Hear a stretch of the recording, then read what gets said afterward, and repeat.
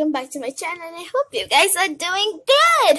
So last time we did the story of Saraswati Bhagavati and today's story is Narayani Namostute. So let's begin. The 8 forms.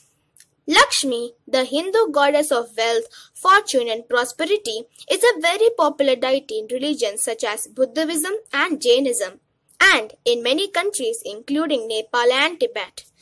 The goddess came to life in the famous mythological tale of the Samudra Mantana, or the churning of the ocean, where she emerged as a beautiful woman. Hence, her father is considered the king of the ocean.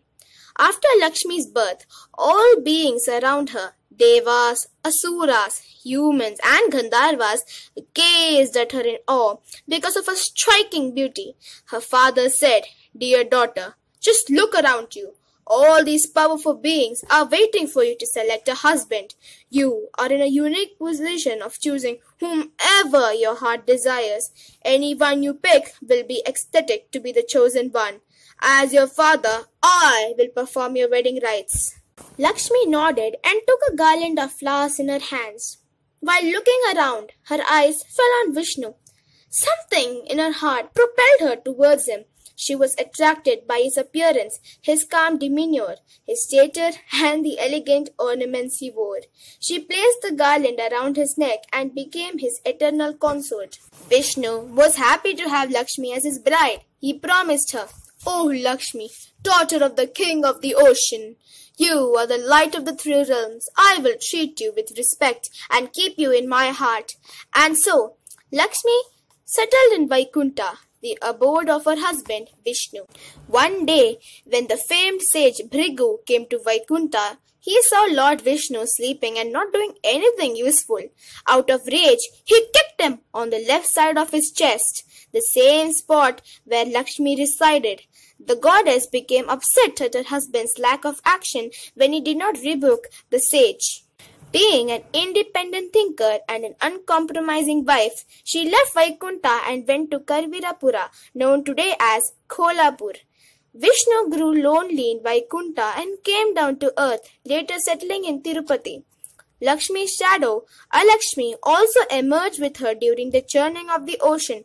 Alakshmi embodies the opposite qualities of Lakshmi and always accompanies her.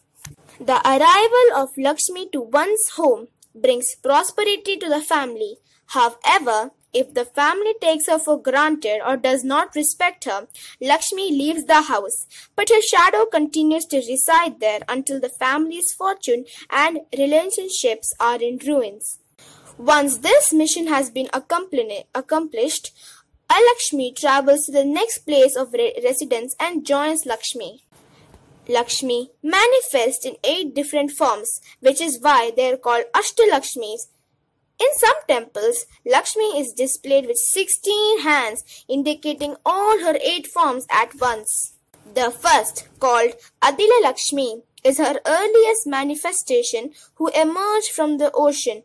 In this form, she is a kind entity who wears red sari and grasps a red or a pink lotus. The second, Dhanya Lakshmi, is frequently worshipped by farmers and is represented with deity's hands filled with grains as she pours them onto ground. Dharya Lakshmi, the third form, is known for her courage and is worshipped by people facing obstacles who seek bravery and strength. The fourth form, called Gajala Lakshmi, is a common sight in temples. She is shown sitting as 2 elephants pour gold or spray water on her. Santana Lakshmi, the 5th manifestation of Lakshmi, is usually surrounded by children and is worshipped by childless couples. Vijaya Lakshmi, the 6th form, is worshipped for the wealth of victory and courage. In the old days, before kings would depart for war, they would pray for Vijaya Lakshmi's eternal and consistent presence in the battlefield. The 7th form, Vidya Lakshmi, as the name suggests, indicates the wealth of knowledge and education. She is different from Saraswati, who is much steadier in her presence. The 8th form, or Dhanalakshmi, is the goddess of wealth, depicted with gold pouring from her hand. In India, Lakshmi is a venerated goddess and people worship her through many of her forms depending upon their heart's greatest desires. the god with the head of a horse. In his quest for eternal life, Hayagriva, an Asura king, believed that if he prayed to the Trinity for the nectar of immortality, they would certainly try to trick him in order to not reveal their secret to him. So, he decided to pray to the goddess Shakti. For many, many years, Hayagriva worshipped her with absolute love, focus, and devotion. When she finally appeared before the devotee, Shakti refused him the nectar, denying his request for immortality.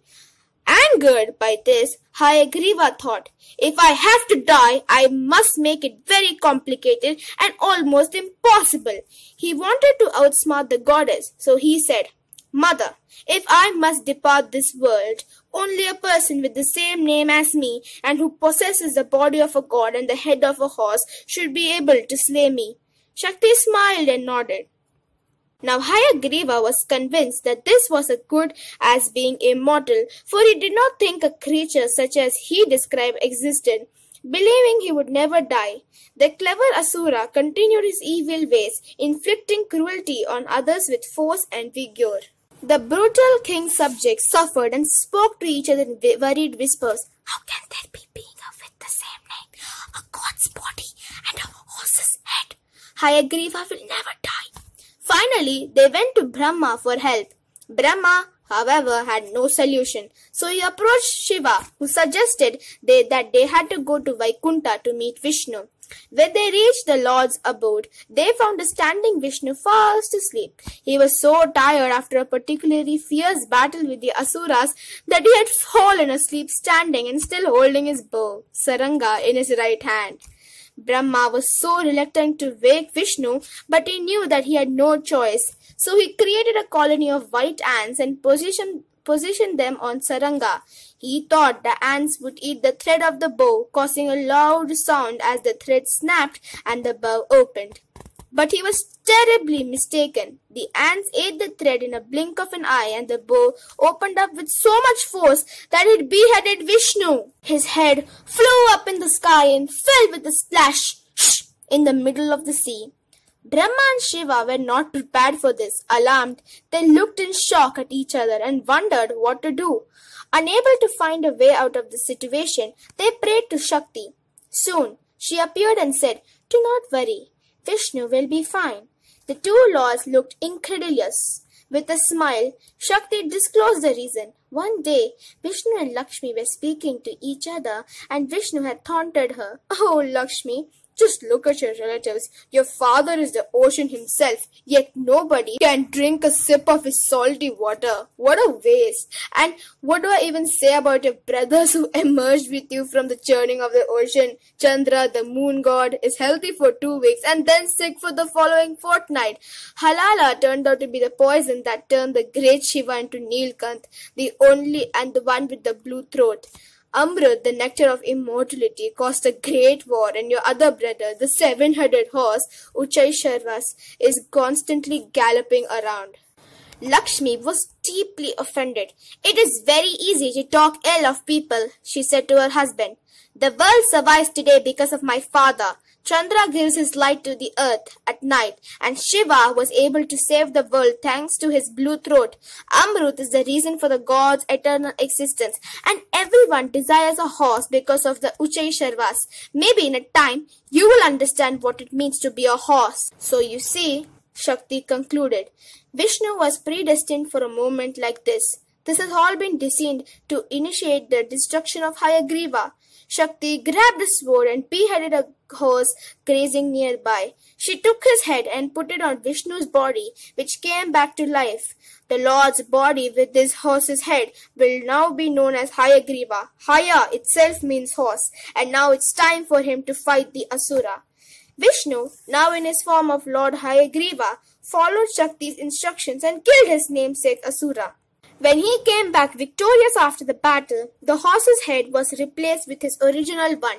This form of Vishnu, also known as Hayashirasha, is one of the Dashavataras and is sometimes considered to be the alternative to the avatar of Balarama. He is usually depicted with 4 hands carrying a Sudarshana chakra. In this form, he is offered a unique dessert also called Hayagriva, which is made with chana dal. a type of lentil. The end. So I hope you liked today's story, and yes, it's a little bit longer than before. So I really hope you liked today's story, and if you did, please make sure you like and share, and yeah, I'll see you in my next story. Bye everyone.